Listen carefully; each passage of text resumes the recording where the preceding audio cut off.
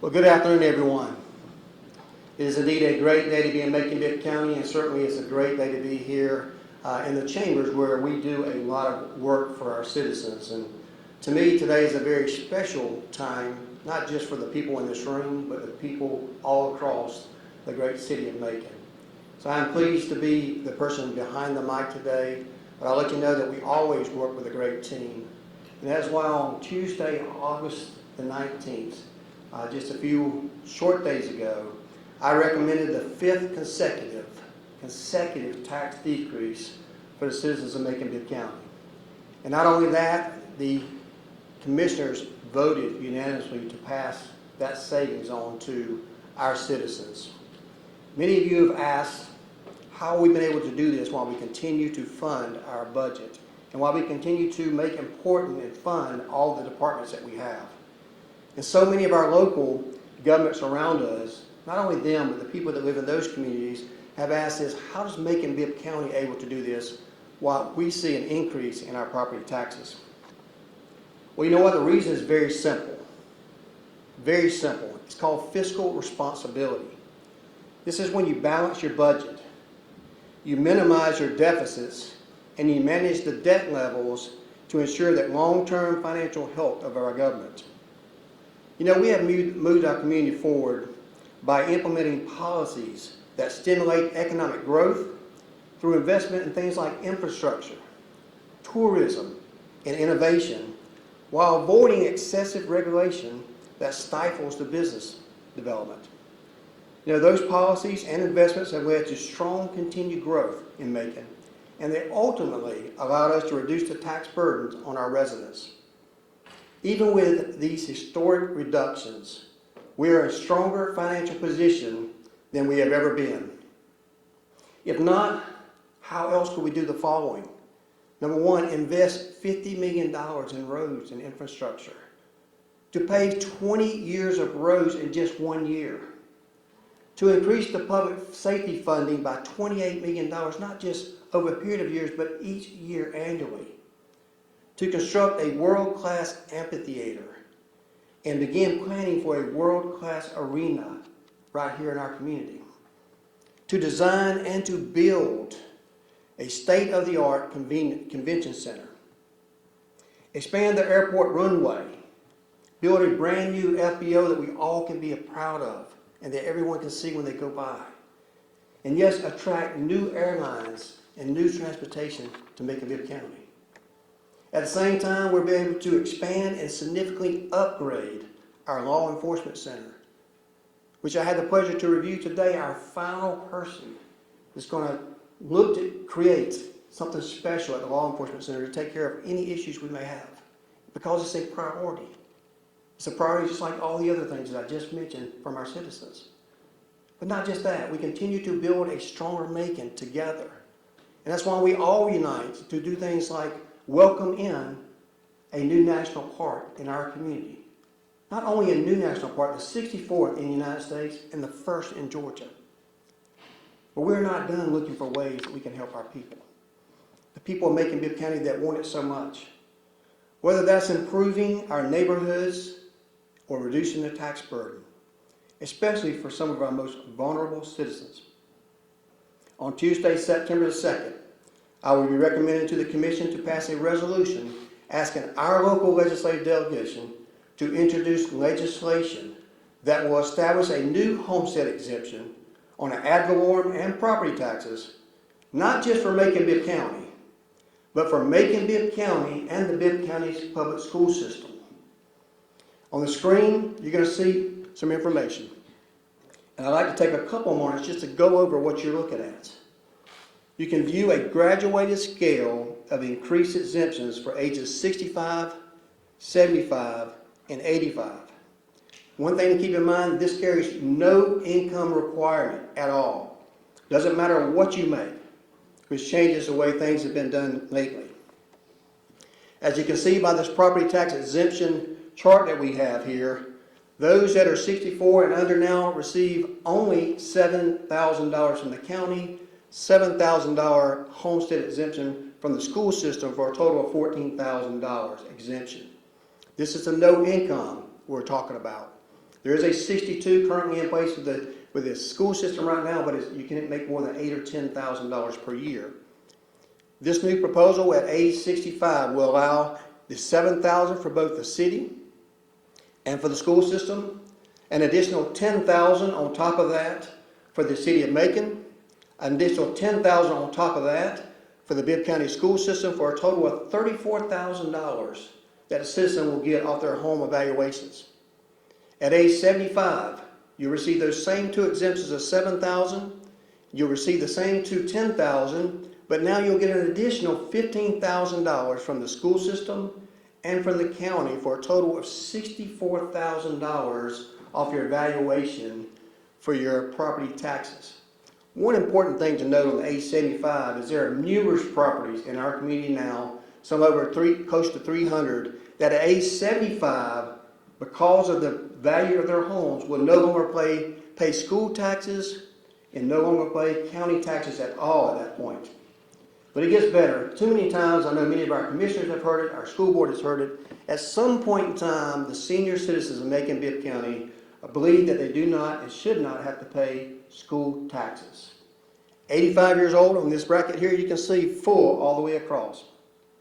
That means anybody in Macon Bibb County that owns their home that is 85 years old or older would no longer pay property taxes, county or with the school system, if this exemption goes forward. And you can see that amount is all across the board. It's something that we think is good fiscal policy, and it's good. So let me give you some reasons that I believe that the seniors in our community not only are entitled to this, not only did they earn this, but that they need this. You know, by providing tax relief, seniors are more likely to remain in their homes rather than to be forced out of their homes by selling or downsizing due to financial pressure. This stabilizes. It can help maintain a consistent neighborhood demographic, which often leads to steadier property values. Lower tax burdens can diminish the risk of foreclosures for seniors who might struggle to pay taxes, especially on a fixed income. I can't tell you how many times I receive calls from people or emails or messages from people in our community that are caring for a loved one that's 75 and 85 years old. They're already having a hard time making ends meet just because of natural environment and economics. And the last thing they need to worry about is whether they have to pay school taxes or property taxes on a property that they've earned and worked for a long period of time. This matters to them, it's important to them, and this is one way, a small part that we can do to help them along the way. By reducing the tax burden on seniors, they will have more disposable income available. You think about it, if they don't have to pay the property taxes and they have disposable income, they're going to buy things in our community. They're going to help our local businesses by buying those consumer staples or going out to that dinner or buying those groceries or things of that nature. The surplus can be used for these goods and these services, stimulating more demand in our community and supporting more local businesses. With these additional funds, guess what else they can do? They can invest in much needed home renovations. How many times have you heard from someone in your community that says, I wish I had money to fix my roof, or maybe the porch, or maybe the stairs, or maybe I could upgrade my HVAC? This money they could use instead of paying the county property taxes, instead of paying school taxes for children they don't have in school, or maybe don't even have grandchildren by that age. It's much needed money that they could use for improvements. And guess what happens when you give them money to make improvements to their houses? They hire good local contractors that feed their families, who pay small business permits in our community, that hire people from our community and give people good quality jobs. Yes, with seniors facing lower tax burden, the financial pressures on their families may decrease. Their mental health is better. You know, one of the things we experience in our community a lot of times is blight. Blight has gone abandoned for a while, but you know, a lot of that blight is because of air property. You think about it, a lot of times they have to make those decisions. Do I get there? Do I make these improvements for my 85-year-old mother who passed away? And they have all this large debt on the property. Think about how easier they can make those improvements and take care of that estate and put that property back out there to use, or perhaps take it and keep it in their family as well. This helps with that situation. This will lead to better economic stability for younger generations as well, by allowing them to allocate more funds for education, local investments, and the health and well-being of themselves and their family. So just in conclusion, our reduction is our success. So what are the next steps to make this a reality? With a vote to approve this resolution on this Tuesday night, September 2nd, we will forward it to our local delegations so they can take this issue up their next session, which begins in January. With state approval, the matter will be put forth to voters in Macon-Bibb County as a referendum to allow you sitting at home to cast your vote next November to decide whether or not you believe this senior exemption is in the best interest of Macon-Bibb County and all of its citizens. Personally, as mayor, I hope you will join me in support of this effort, letting your friends know, your family know, your neighbors know, and more importantly, elected officials, how this will improve the lives of you, your families, and our community. At this time, that's all that I have to say on this matter here. We will be sending our agenda out, but I am happy to answer any questions from media, one at a time while we are still live, to answer any questions that you may have, and we'll have a microphone out back. And please make sure you speak into that microphone, and I'll answer any questions that I'm able to answer today. And if for some reason I'm unable to answer those questions, I will get your response back just as soon as possible. So thank you very much for being here today. It's still a great day to be in Macon-Bibb County, and certainly our seniors deserve the very best. We're one of the first communities that have recognized our seniors, and we're going to continue to do that at least as long as I am mayor of Macon-Bibb County. So this time I'll open up the floor for any questions that the media may have. Would this be retroactive?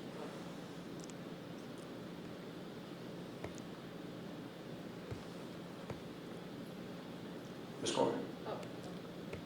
So would this be retroactive, or is it written just whenever it goes in place going forward?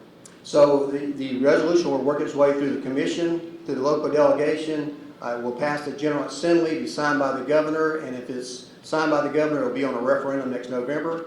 Once it passes, the effective date will be the first day of January of the next year. That's the age-on date, and that's when the tax would go into place. Everyone else that has their current exemptions and the current disabilities, all that, none of that will change. They would be grandfathered in. So it will start at the time that allowed to start, because this has to go through the state legislature.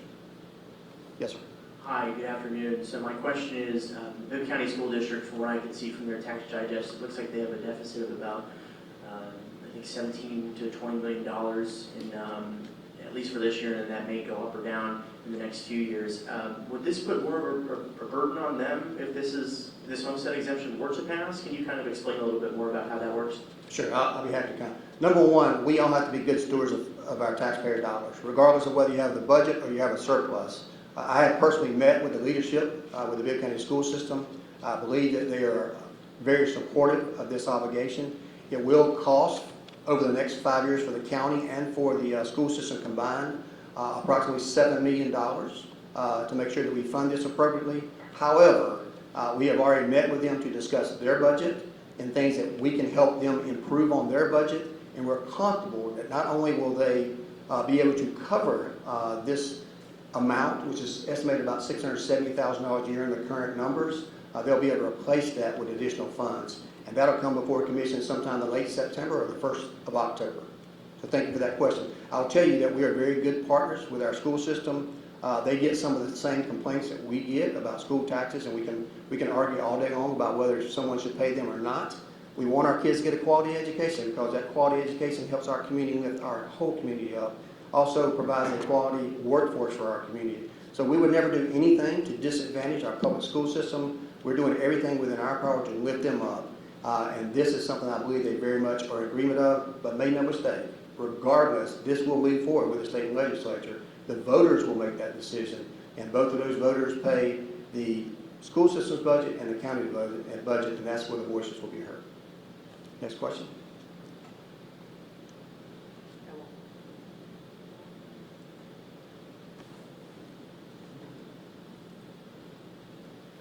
So our local delegation hasn't met in probably more than a year. I mean, not even to discuss the possible third term. How receptive do you think they'll be to this, and what kind of is our relationship? Well, I think that 2026 is an election year. From the people that I know on that local delegation, they have passed many tax bills. I do not believe they'll do a disservice to the citizens of Macon-Bibb County by refusing to put this forth. Ultimately, it's going to be the voter of Macon-Bibb County who decides whether or not they want to support this, where the avenue that works through. So I feel confident that they will take up this matter as well as some other matters that may come up before them as far as legislative priorities for Macon County between now and then. Other questions from the media? Thank you very much for being here today. It appears there's no other questions. If you have any additional questions that you'd like to talk to on a one-on-one basis, I'll be happy to answer those. So this concludes our press conference.